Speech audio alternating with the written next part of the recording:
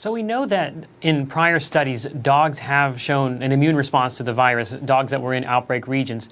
They didn't have any symptoms, but they were clearly getting exposed and infected to the virus. So it was something that people had to think about when you had a dog that was exposed, whether or not that posed a risk to human health, and that's why the Spanish authorities took the action that they did. So the idea is we know it can carry it, we just don't know if a dog or other pets, household pets, can transmit it, correct?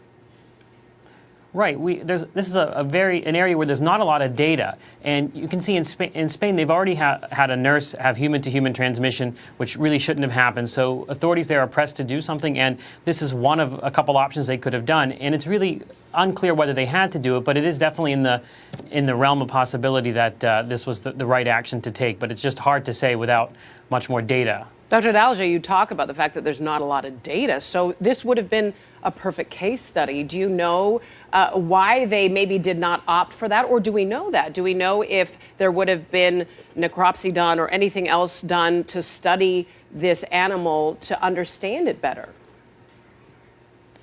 That's definitely an open question. I think it would have been a very good idea to get the blood of that animal, look for the virus, because in prior studies they'd looked at antibodies, they didn't necessarily look for viruses.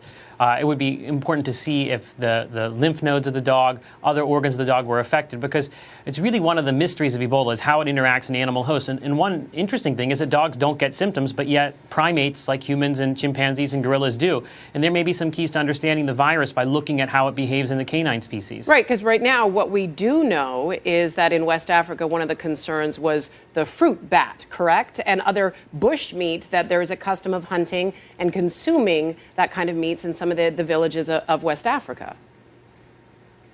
Right. Fruit bats are thought to be the reservoir where Ebola resides, and then it spills from bats maybe into chimpanzees, gorillas, antelopes, and then into humans. And that's really where all these active research questions lies, understanding why Ebola suddenly appears, explodes, and then usually goes away, with the exception of this outbreak. So this is, the key to understanding Ebola is understanding how it's going to behave in all the animals that it can infect.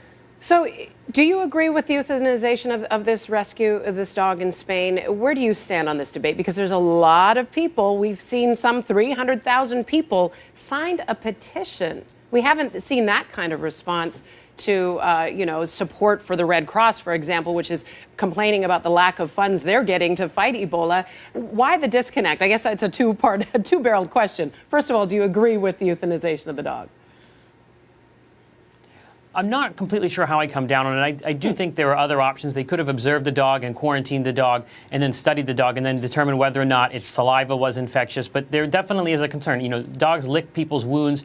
We know that in male humans, the virus remains active in the semen for 3 months. Is that the same thing for dogs? Sure. Could this pass from dog to dog? That way, there's a lot of open questions that maybe could have been answered. But I understand why the Spanish government did what they did.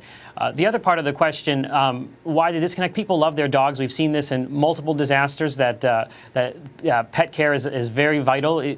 For example, during Hurricane Katrina, during any kind of evacuations from hospitals, and when hospitals had to be evacuated, they bring their pets there during hurricanes, and those become major issues to deal with. And that's definitely part of how we respond to outbreak, how we take care of our pets, because they are basically part of our family. They are, and we all agree here, all of us are pet lovers, but at the same time, we have to take care of our humans first and foremost.